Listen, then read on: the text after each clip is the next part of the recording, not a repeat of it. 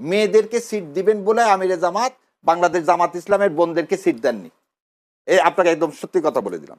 এবং আমার এর কাছে লিস্টই দেওয়া হলো 15 থেকে 20টা যে এনসিপির এরা কি করবে এই মেয়েগুলোকে দেওয়া হবে। দেখেন আপনি ডক্টর মিতুকে জামাত ঘোষণা দিয়েছিল না, জামাত এটা বলেই দিছিল যে তোমাদের যেহেতু মেয়ে দেওয়া হচ্ছে সেজন্য আমরা ওই সিটগুলোতে দিব না, মেয়েদের দিচ্ছি না, কারণ তোমরা তো মেয়ে দিচ্ছ। এবং আপনি একটা দিন ডক্টর মিতুকে দেওয়া হলো না ঝালকাঠিতে, ডক্টর মিতু তো এনসিপিরই।